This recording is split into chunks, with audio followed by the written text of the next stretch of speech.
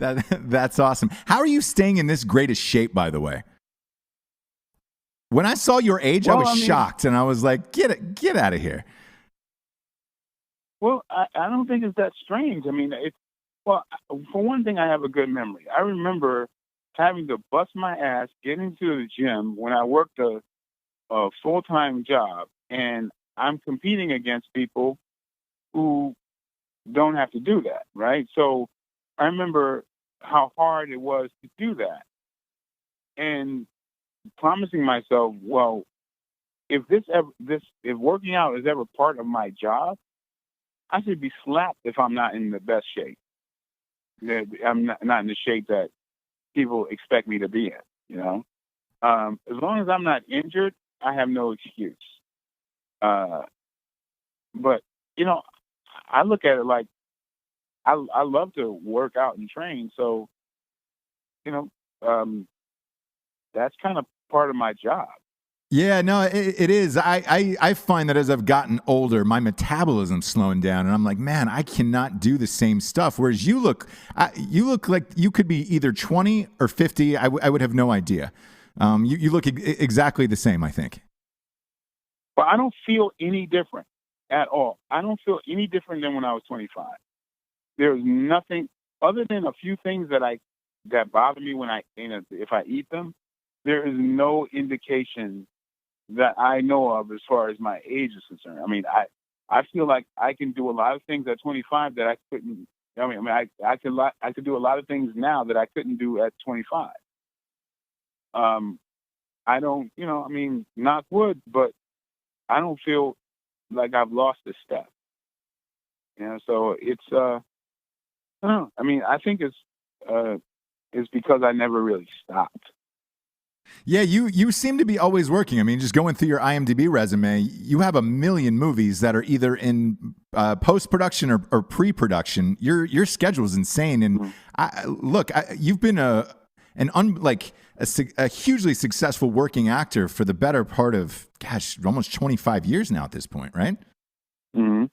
Yeah, Um, yeah. I mean, yeah. which is incredible. Let me ask you this: will Eddie Murphy be a part of the Outlaw Johnny Black? I'm certainly going to ask him because I mean, Eddie Murphy told me because I invited him to be in Black Dynamite, and uh, and then Arsenio Hall played the role that I was wanted Eddie to do. Yep. Well, and since then, Eddie has seen Black Dynamite and is such a fan of it, he kicks himself for not doing it. And so I'm like, well, okay, you know, hopefully he does outlaw Johnny Black. I mean, I'm saying, hey, I'm doing another parody comedy, and tell me, if you want to come down, there's a great role for you.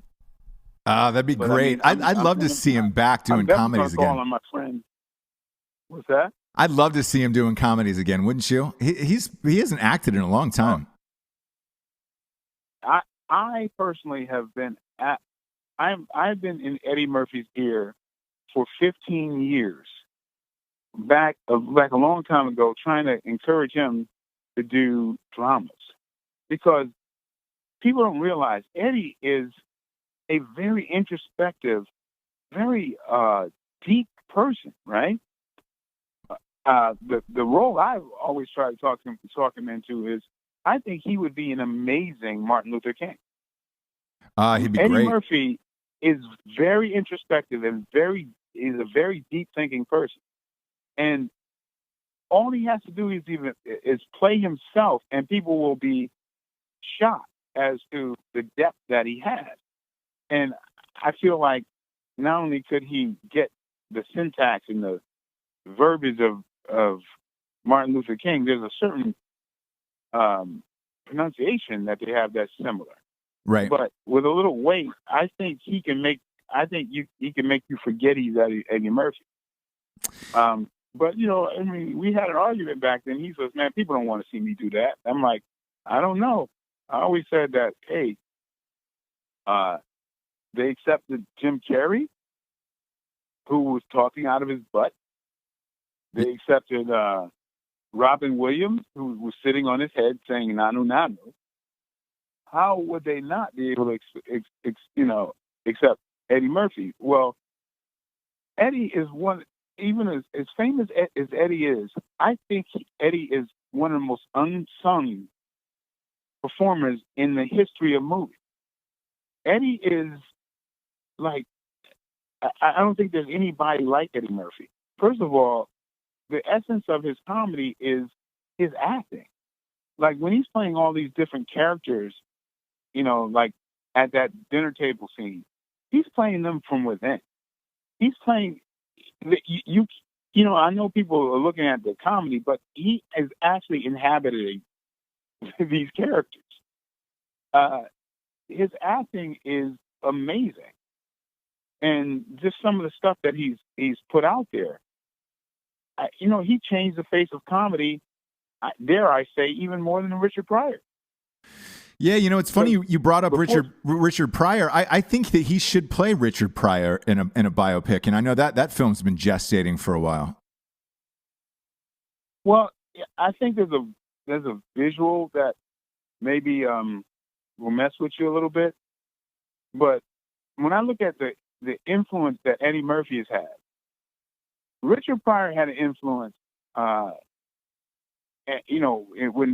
When Richard Pryor did comedies, there was the scared black guy thing that Richard Pryor kind of brought in his comedy. And Richard was always, frightened, the scared guy who's kind of, like, don't hurt me type of person. Right. And Cleavon Little and all these comedians after him kind of played that, right? For a short amount of time. Until Eddie Murphy played the wise ass, smartest guy in the room, witty, fast talking type of character that's still in movies today. And it's like 30 years now. And people are still playing Eddie Murphy's influence. Because from Will Smith to Kevin Hart to, Chris Tuckers, all of these were influences of Eddie Murphy, and that buddy comedy type of thing. We're still seeing the same thing that Eddie Murphy pioneered back in the day. To this day, the rush hours and that is Eddie Murphy. I mean, if Will Smith has made I think a career off of what Eddie Murphy pioneered. Yeah, I 100% agree, by the way. Exactly. Witty, sharp, kind of coiffed, well-dressed, slick, that whole thing, it's still here.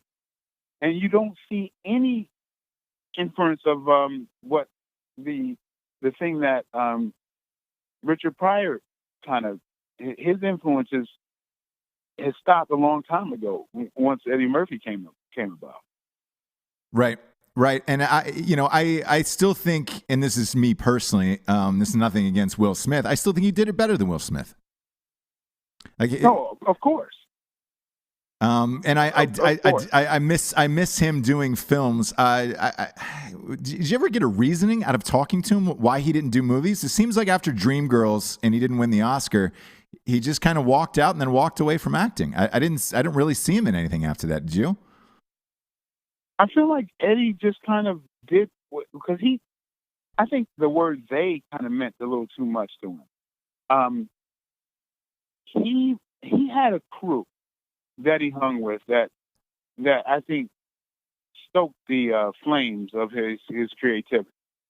The mindset behind Coming to America, the wisdom of movies like that, and Harlem Nights, and then what he did was the homage he paid to Richard Pryor and Red Fox and Della Reese and all of that. That is like, oh my God. I prayed for that to continue. Same. That to me is just just some of the greatest I think that's something his greatest mark. But he kind of, I think he took on these studio roles and kind of played and with the Bowfingers and the Holy Man and all these different things. I think he just kind of settled into something, and he was just kind of this I don't know, this Hollywood player, and played this I don't know that character, and Yeah, and just kind of went along and cashed the yeah. paychecks.